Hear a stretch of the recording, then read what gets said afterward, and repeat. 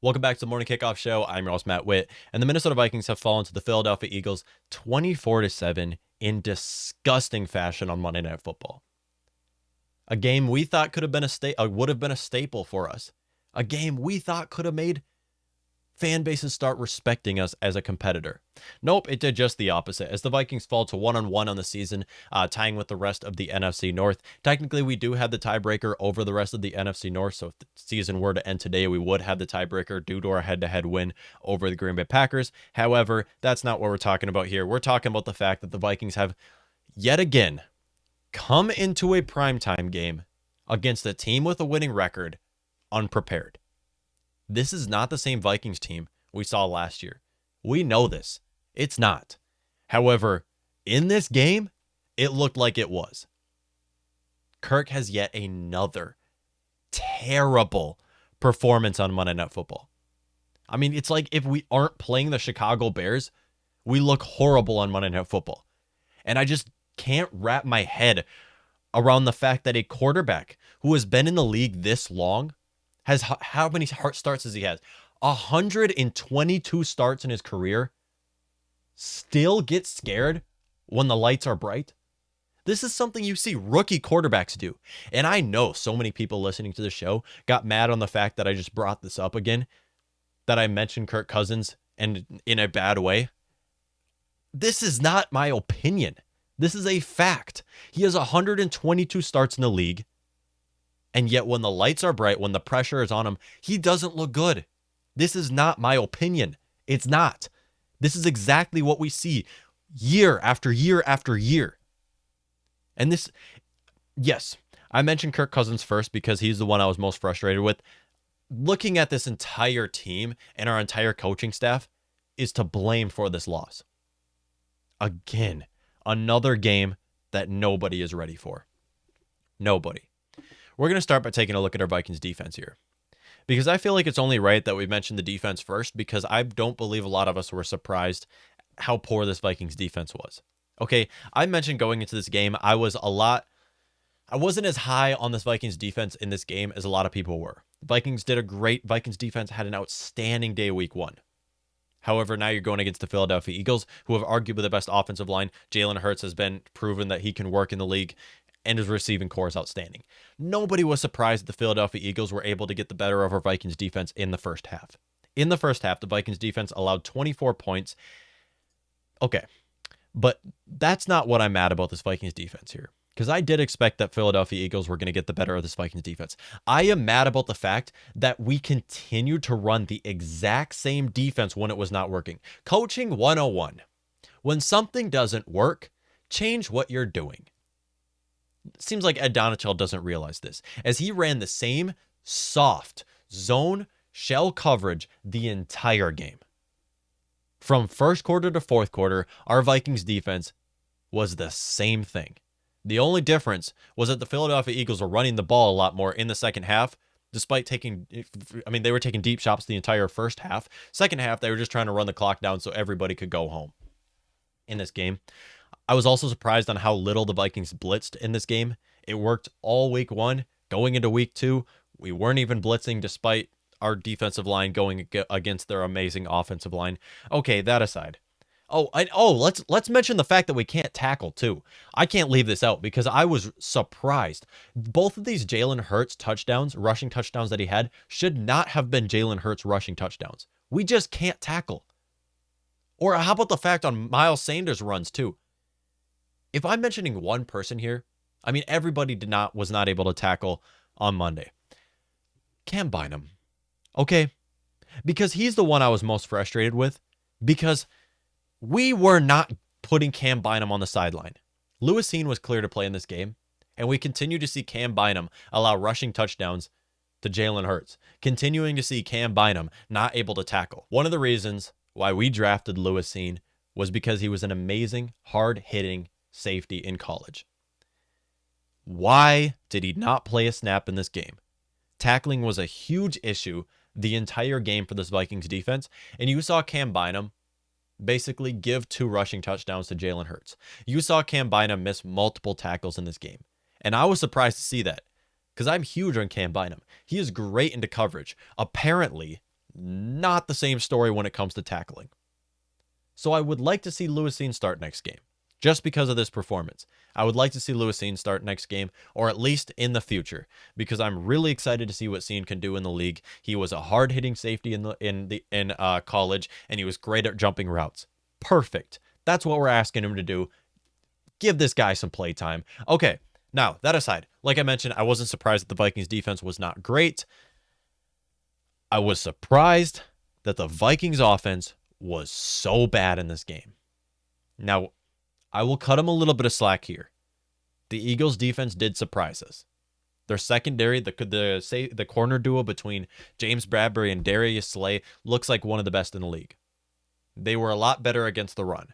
We'll give them that. That aside, there is no excuse for only having 7 points in this offense. There is no excuse for only having 264 yards on this offense. On paper, this is maybe, arguably, the most talented offense in the league. I don't care what defense you are going up against, 7 points should not be possible. Looking at this too, not only did the Vikings only get 7 points in this game, but this was a winnable game for us.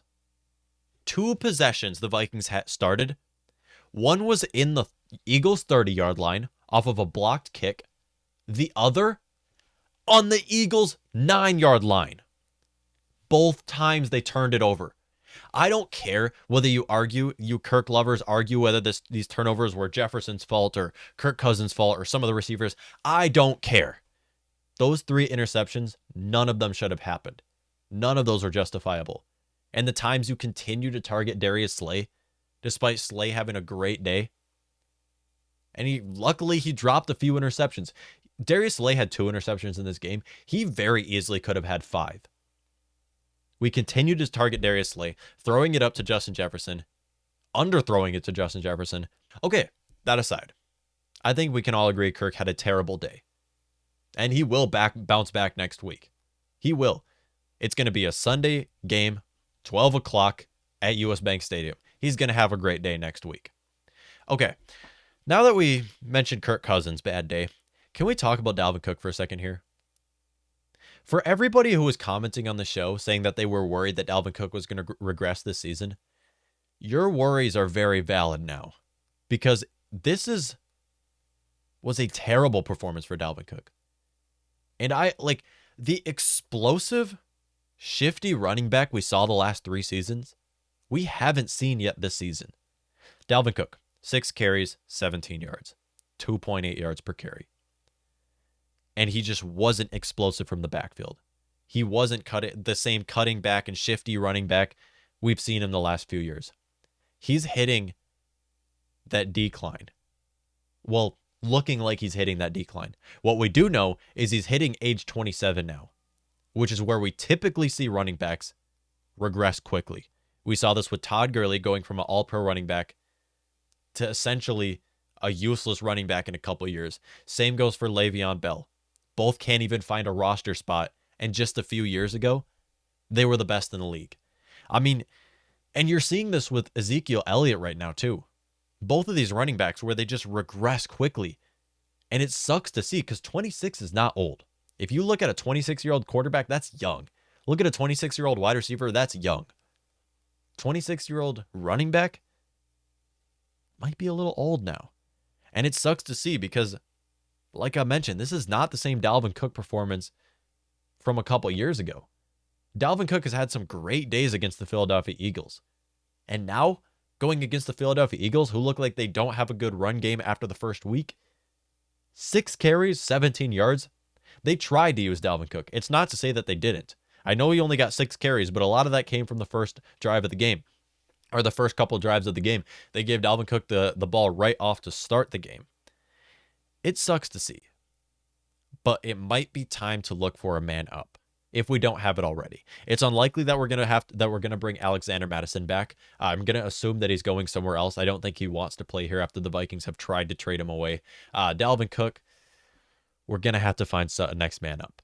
Maybe we have it in Ty Chandler or Kane Nwangu. They had great performances in the preseason. There is a big difference between great performances in the preseason and great performances in the regular season. So we're going to have to wait and see with those couple running backs there. I'm hoping one of them can step up. Okay, another player on this offense that we have to talk about, Irv Smith Jr. I just want to say thank you to Kevin O'Connell for giving this man a shot. Thank you to Kevin O'Connell for finally giving Irv Smith Jr. a role on this offense.